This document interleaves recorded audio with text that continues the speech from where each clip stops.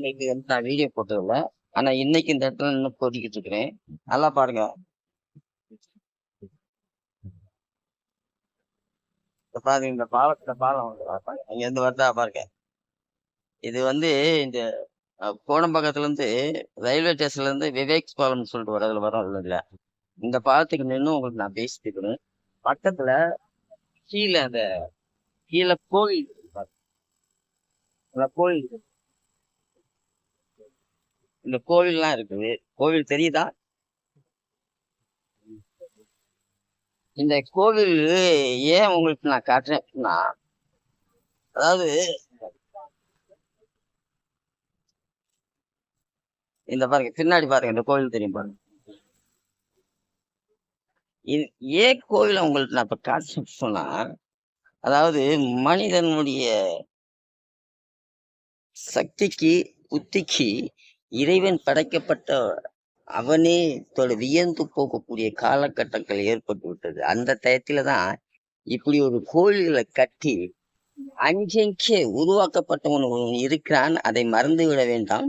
உன்னுடைய இந்த மிக திறமையான அறிவை கொண்டு நீ எவ்வளவுக்கு எவ்வளவு நீ நன்மைகளும் தீமைகளும் செய்து அவைகளிலிருந்து நான் தான் பெரியவன் என்று காட்டிக்கொள்ள தேவையில்லை.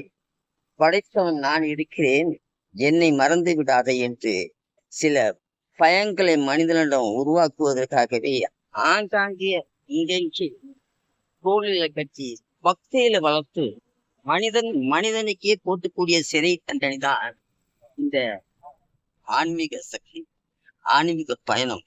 இந்த ஆன்மீக பயணம் அதில் வியந்து போவது என்னவென்றால், அது தீமைகளே நாம கண்டுபிடிக்க முடியாது. அதனால்தான் அந்த ஆன்மீக பயணம் உங்கள்ட்ட வளர்ந்து கொண்டே போயிருக்குது. ஆனா மனிதனுடைய பயணங்கள்ல தீமைகளை கண்டுபிடிக்கலாம், தீமைகளை செய்கிறார்கள். அதனாலே அவர்களிடம் ஒரு பக்தி கிடைப்பதில்லை. ஆன்மீகம் என்றால் அது அப்படி இல்லை.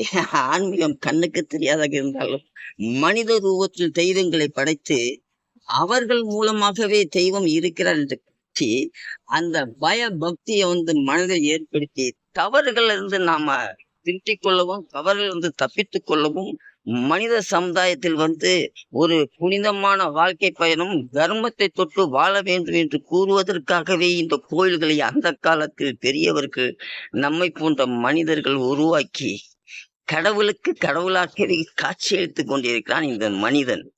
நான் உங்கள் நண்பன். புரிந்து தெரிந்து சிந்தித்து செயல்படுங்கள். இன்று போய் நாளை வருகிறார். நன்றி, வணக்கம்.